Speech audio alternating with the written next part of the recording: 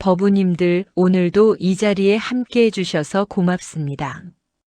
혹시 이런 경험 해보신 적 있지 않으십니까?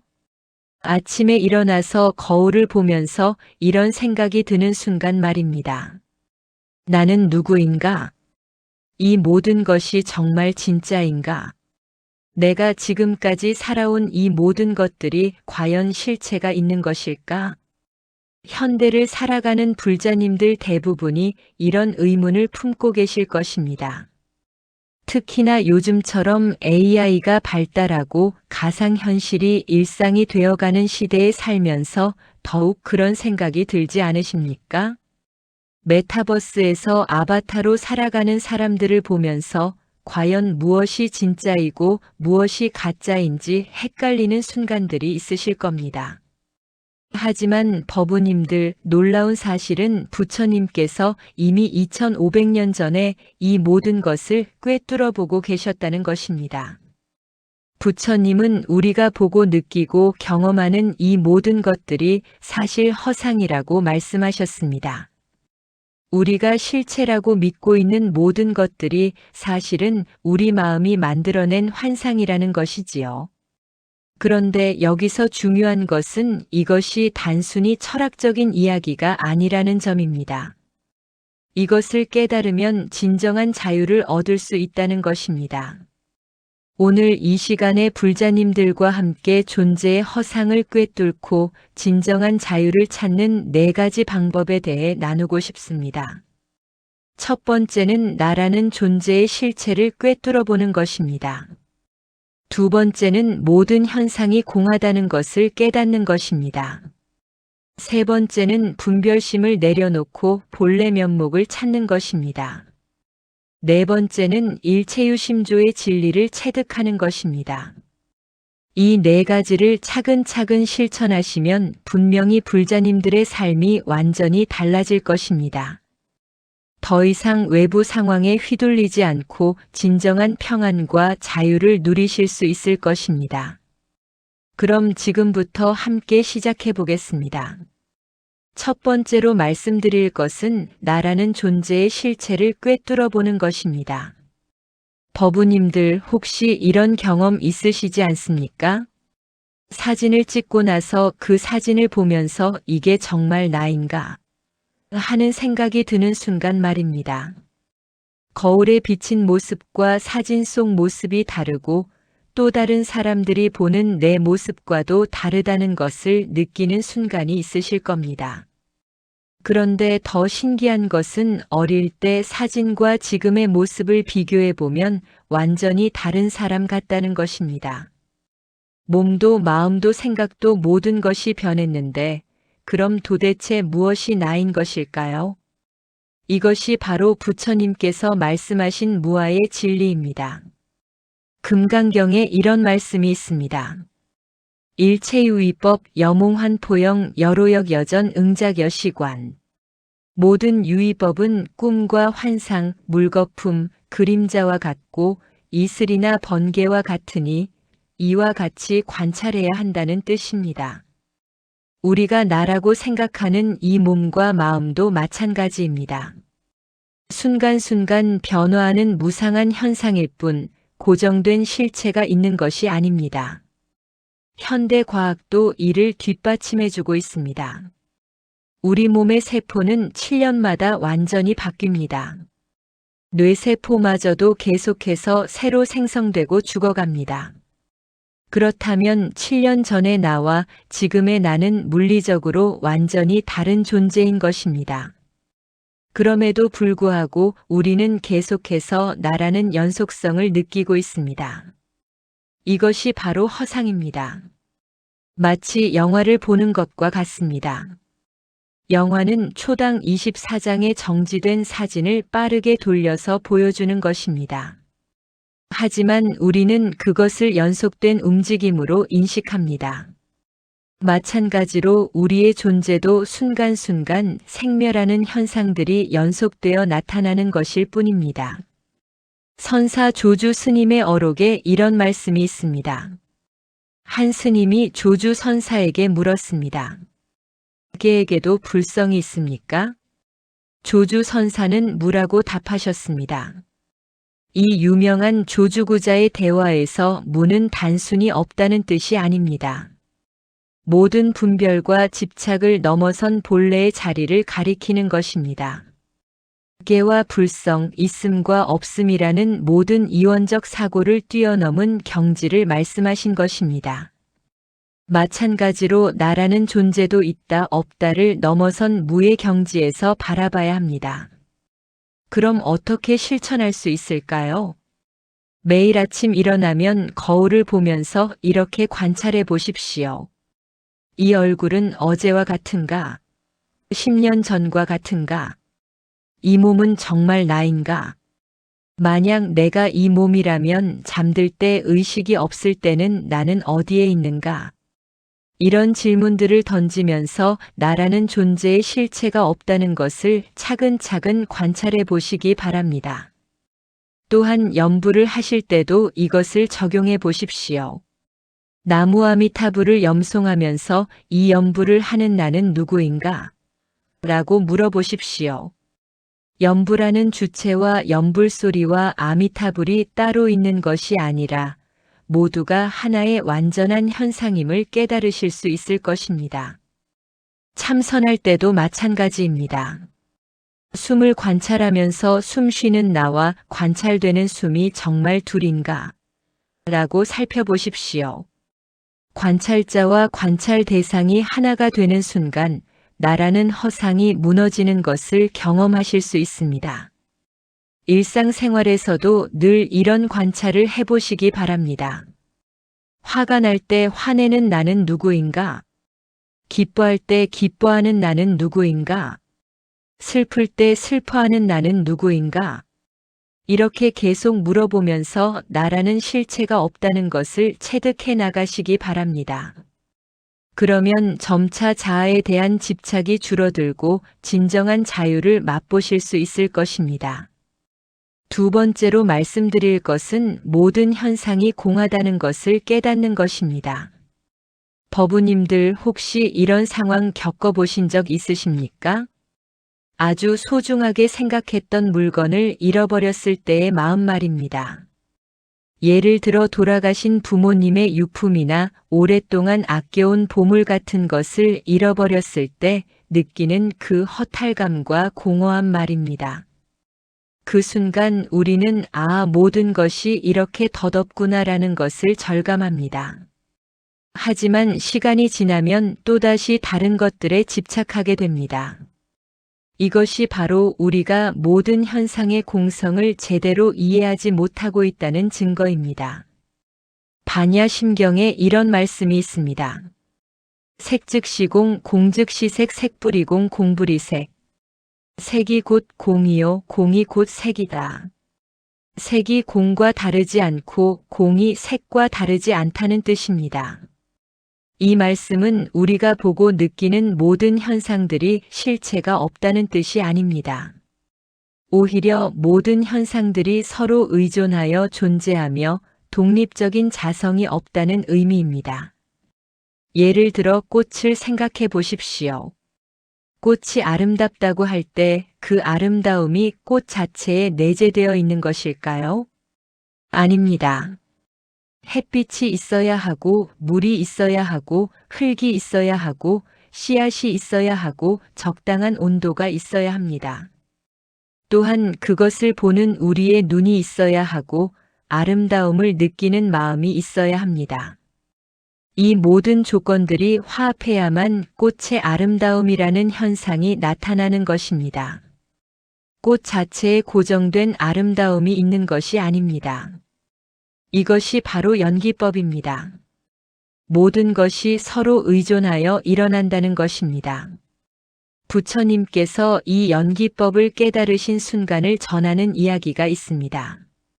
부처님께서 보리수 아래에서 명상하고 계실 때 문득 이런 깨달음을 얻으셨습니다.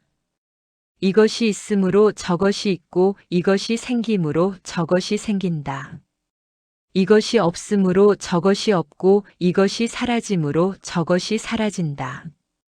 12연기의 진리를 깨달으신 것입니다. 무명으로 인해 행이 일어나고 행으로 인해 식이 일어나고 이렇게 해서 온갖 고통이 연쇄적으로 일어난다는 것을 보신 것입니다. 그리고 동시에 무명이 사라지면 행이 사라지고 행이 사라지면 식이 사라지고 이렇게 해서 모든 고통이 소멸된다는 것도 깨달으셨습니다. 이것이 바로 공성의 핵심입니다. 모든 현상이 조건에 의해 일어나므로 고정된 실체가 없고 따라서 변화와 해탈이 가능하다는 것입니다. 만약 고통의 실체가 있다면 우리는 영원히 고통에서 벗어날 수 없을 것입니다. 하지만 고통도 연기법에 따라 일어나는 현상이므로 그 조건이 바뀌면 사라질 수 있는 것입니다. 조계종의 조사이신 육조 해능대사의 말씀을 보겠습니다. 한 스님이 해능대사에게 물었습니다. 무엇이 불성입니까? 해능대사가 답하셨습니다. 바람이 불면 깃발이 날린다. 바람도 아니고 깃발도 아니다. 내 마음이 움직이는 것이다. 이 말씀에서 중요한 것은 바람도 깃발도 마음도 모두 실체가 없다는 것입니다. 모든 것이 서로 의존하여 일어나는 현상일 뿐입니다. 바람이 없으면 깃발이 날릴 수 없고 깃발이 없으면 바람을 볼 수 없고 보는 마음이 없으면 둘 다 의미가 없습니다. 그럼 어떻게 이것을 실천할 수 있을까요? 일상에서 만나는 모든 현상들을 연기법으로 관찰해 보시기 바랍니다. 예를 들어 화가 날 때 이렇게 살펴보십시오. 이 화는 어디서 온 것인가? 상대방의 말 때문인가? 내 기대 때문인가? 과거 경험 때문인가? 만약 상대방이 다른 사람이었다면, 내가 다른 상황에 있었다면, 이 화에 고정된 실체가 있는가? 이렇게 관찰해 보면 화라는 감정도 여러 조건이 모여서 일시적으로 나타나는 현상임을 알 수 있습니다. 조건이 바뀌면 화도 자연스럽게 사라집니다. 기쁨도 마찬가지입니다. 좋은 일이 생겨서 기뻐할 때도 이렇게 관찰해 보십시오. 이 기쁨은 진짜 내 것인가? 이 상황이 바뀌면 기쁨도 사라지지 않을까? 기쁨을 느끼는 주체와 기쁨의 대상이 정말 따로 있는가? 이런 관찰을 통해 기쁨에도 집착하지 않게 됩니다. 물질적인 것들도 마찬가지로 관찰해 보십시오. 집, 자동차, 돈, 옷 등 우리가 소유하고 있다고 생각하는 모든 것들을 보면서 이렇게 생각해 보십시오. 이것들이 정말 내 것인가? 언젠가는 모두 사라질 것들이 아닌가? 내가 이것들을 소유하고 있는 것인가? 아니면 이것들이 나를 소유하고 있는 것인가? 이런 관찰을 통해 점차 집착을 내려놓을 수 있습니다. 특히 명상할 때 이런 수행을 해보시기 바랍니다. 숨을 관찰하면서 들숨과 날숨이 어떻게 일어나고 사라지는지 지켜보십시오. 숨 하나하나가 일어나는 조건과 사라지는 조건을 세밀하게 관찰해 보십시오. 몸의 움직임, 마음의 변화, 주변의 소리까지 모든 것이 연기법에 따라 일어났다 사라지는 것을 보실 수 있을 것입니다. 그러면 자연스럽게 모든 현상의 공성을 체득하게 되고 어떤 상황에서도 흔들리지 않는 평정심을 얻으실 수 있을 것입니다.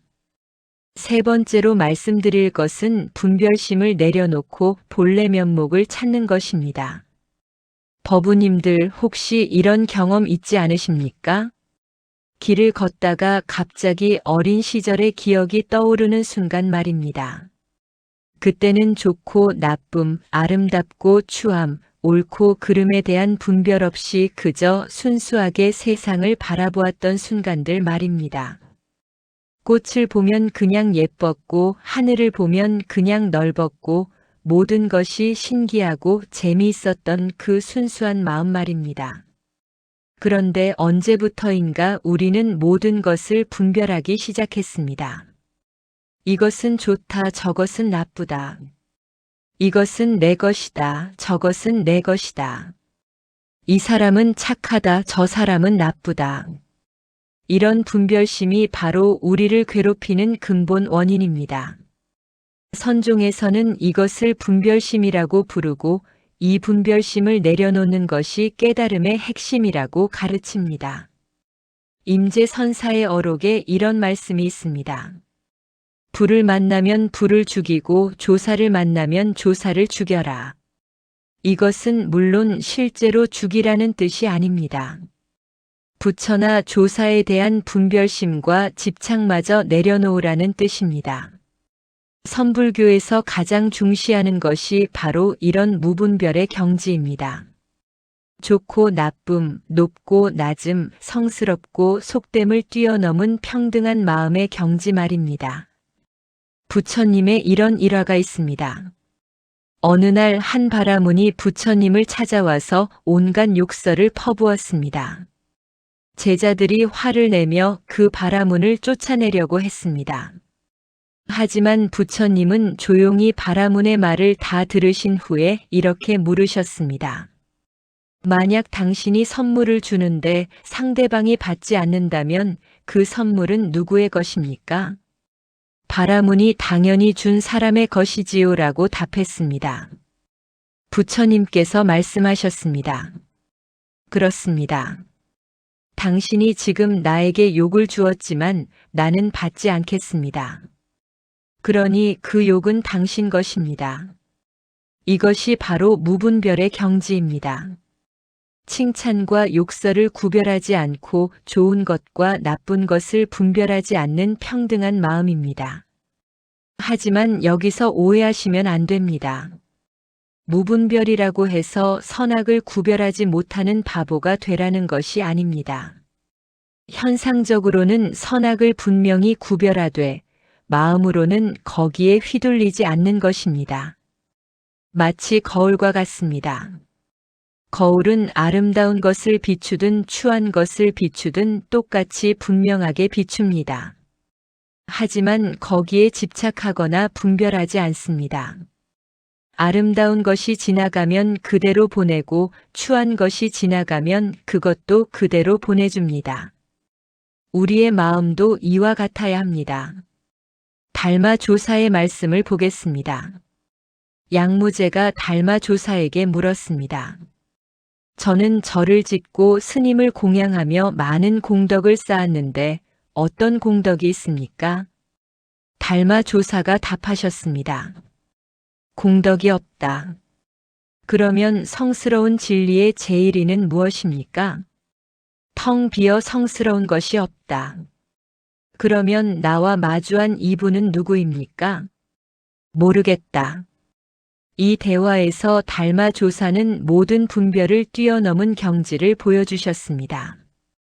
공덕이 있다 없다, 성스럽다 속되다, 안다 모른다는 모든 이원적 분별을 초월한 것입니다. 그럼 어떻게 실천할 수 있을까요? 먼저 일상에서 만나는 상황들에 대해 즉각적인 판단을 내리지 마시기 바랍니다. 좋은 일이 생겨도 좋다고 너무 흥분하지 마시고 나쁜 일이 생겨도 나쁘다고 너무 낙담하지 마십시오. 잠깐 멈춰서 정말 이것이 좋은 것인가? 나쁜 것인가? 라고 물어보십시오. 예를 들어 승진을 했을 때 무조건 기뻐하지 말고 생각해 보십시오. 승진이 정말 좋은 것일까? 더 많은 책임과 스트레스를 가져다 주는 것은 아닐까? 반대로 어떤 실패를 했을 때도 무조건 낙담하지 말고 생각해 보십시오. 이 실패가 정말 나쁜 것일까? 더 큰 성장의 기회를 주는 것은 아닐까? 이런 연습을 통해 점차 분별심을 줄여나갈 수 있습니다. 명상할 때도 이것을 적용해 보십시오. 좌선 중에 여러 가지 생각이나 감정이 일어날 것입니다. 그때 이 생각은 좋다, 저 감정은 나쁘다라고 판단하지 마시고 그저 지켜보기만 하십시오. 마치 하늘에 뜬 구름을 보는 것처럼 그저 일어났다가 사라지는 현상으로만 관찰하십시오. 일행선사의 어록에 이런 말씀이 있습니다. 본래 무일물 하처착진에 본래 한 물건도 없는데 어디에 먼지가 붙겠는가라는 뜻입니다. 우리의 본래 마음은 원래 아무것도 없는 청정한 상태입니다. 좋고 나쁜 분별, 옳고 그른 판단 이런 것들이 먼지처럼 붙어 있을 뿐입니다. 그 먼지를 털어내면 본래의 깨끗한 마음을 되찾을 수 있습니다. 호흡 명상을 할 때도 이것을 적용해 보십시오. 들숨과 날숨에 좋고 나쁨이 있습니까? 깊은 숨과 얕은 숨에 우열이 있습니까? 그저 있는 그대로 관찰하십시오. 분별 없이 바라보십시오. 그러면 점차 무분별의 경지를 체험하실 수 있을 것입니다. 또한 사람들과의 관계에서도 이것을 실천해 보십시오. 누군가 나에게 잘해주면 좋은 사람이라고 분별하고 못해주면 나쁜 사람이라고 분별하는 습관을 버리십시오. 모든 사람이 각자의 조건과 상황에 따라 행동하는 것뿐입니다. 선악의 분별을 넘어서 모든 존재를 평등하게 바라보려고 노력해 보십시오. 그러면 인간관계에서 오는 많은 괴로움들이 자연스럽게 사라질 것입니다. 네 번째로 말씀드릴 것은 일체유심조의 진리를 체득하는 것입니다. 법우님들 혹시 이런 경험 해보신 적 있지 않으십니까? 같은 하늘을 보아도 기분에 따라 완전히 다르게 보이는 경험 말입니다. 기쁠 때는 하늘이 맑고 아름답게 보이고 슬플 때는 같은 하늘도 칙칙하고 우울하게 보이는 것 말입니다. 또는 같은 음악을 들어도 마음 상태에 따라 전혀 다르게 들리는 경험도 있으실 것입니다. 이것이 바로 일체유심조의 증명입니다. 모든 것이 마음에서 만들어진다는 것입니다. 화엄경에 이런 말씀이 있습니다. 일체유심조. 모든 것이 마음이 만들어낸다는 뜻입니다. 우리가 경험하는 모든 현실이 사실은 우리 마음의 투영이라는 것입니다. 외부의 객관적인 세계가 있고 우리가 그것을 받아들이는 것이 아니라 우리 마음이 세계를 창조하고 있다는 것입니다. 이것은 단순한 철학적 이론이 아닙니다. 현대 과학도 이것을 뒷받침해주고 있습니다. 양자물리학에서는 관찰자의 의식이 현실을 결정한다고 말합니다. 뇌과학에서도 우리가 보는 현실의 90% 이상이 뇌에서 만들어낸 것이라고 합니다. 실제로 눈으로 들어오는 정보는 극히 일부이고 나머지는 뇌가 과거 경험과 기억을 바탕으로 재구성해서 만들어내는 것입니다. 6조 해능 대사에 이런 말씀도 있습니다. 한 스님이 물었습니다. 어떻게 수행해야 깨달을 수 있습니까? 해능 대사가 답하셨습니다. 보리본무수 명경역비대 본래 무일물 하처착진해. 보리에는 본래 나무가 없고 밝은 거울도 대가 아니다. 본래 한 물건도 없는데 어디에 먼지가 끼겠는가. 이 말씀에서 중요한 것은 깨달음도 번뇌도 모두 우리 마음이 만들어낸 것이라는 점입니다. 본래 청정한 마음에는 깨달음도 무명도 없습니다. 모든 것이 마음의 작용일 뿐입니다. 부처님의 이런 가르침도 있습니다. 어느 날 부처님께서 제자들에게 물으셨습니다. 만약 어떤 사람이 화를 내며 너희에게 욕을 한다면 그 화는 어디에서 오는 것인가? 제자들이 그 사람의 마음에서 옵니다라고 답했습니다. 그렇다. 그럼 너희가 그 화를 받아들인다면 그 화는 어디에 있는 것인가? 제자들이 우리 마음에 있습니다라고 답했습니다. 그럼 너희가 그 화를 받아들이지 않는다면 그 화는 그 사람에게 돌아갑니다. 부처님께서 미소 지으시며 말씀하셨습니다. 그렇다. 모든 것은 마음에 달려있다. 세상의 모든 고통과 즐거움이 다 우리 마음에서 일어나는 것이다. 이것이 바로 일체유심조의 핵심입니다. 외부 상황은 단지 조건일 뿐, 실제로 우리를 행복하게 하거나 괴롭게 하는 것은 그 상황에 대한 우리의 마음가짐입니다. 임재선사의 말씀을 보겠습니다. 수처작주 입처계진. 서는 곳마다 주인이 되고 서는 곳마다 참다운 곳이 된다는 뜻입니다. 어떤 상황에서도 마음의 주인이 되면 그곳이 바로 극락정토가 된다는 것입니다. 반대로 마음의 주인이 되지 못하면 아무리 좋은 환경에 있어도 지옥이 될 수 있습니다. 그럼 어떻게 실천할 수 있을까요? 먼저 하루 종일 일어나는 모든 감정과 생각들이 외부 상황 때문이 아니라 내 마음에서 일어나는 것임을 인정하십시오. 누군가 나를 화나게 했다고 생각하지 말고 내가 화를 선택했다고 생각해 보십시오. 어떤 상황이 나를 우울하게 만들었다고 생각하지 말고 내가 우울함을 선택했다고 생각해 보십시오. 물론 처음에는 받아들이기 어려울 수도 있습니다. 하지만 이것이 진정한 자유의 시작입니다.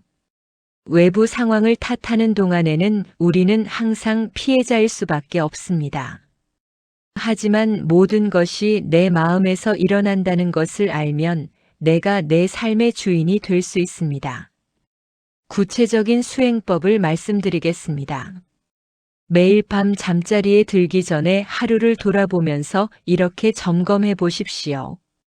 오늘 내가 경험한 모든 감정들이 정말 외부 상황 때문이었을까? 만약 내 마음가짐이 달랐다면 같은 상황도 다르게 경험할 수 있었을까? 내가 선택할 수 있었던 다른 반응들은 없었을까? 이런 반성을 통해 점차 모든 것이 마음에서 일어난다는 것을 체득해 나가십시오. 또한 명상할 때도 이것을 적용해 보십시오. 좌선 중에 여러 가지 생각과 감정이 일어날 때 그것들이 어디에서 오는지 관찰해 보십시오. 과거 기억에서 오는지, 미래 걱정에서 오는지, 현재 감각에서 오는지 살펴보십시오. 그리고 그 모든 것들이 결국 내 마음에서 일어나고 있다는 것을 확인하십시오. 마음이 바뀌면 그 생각과 감정들도 바뀐다는 것을 체험해 보십시오. 일상생활에서도 계속 이런 관찰을 해보시기 바랍니다. 길을 걷다가 아름다운 꽃을 보았을 때 그 아름다움이 정말 꽃에 있는 것인지 아니면 내 마음에 있는 것인지 살펴보십시오.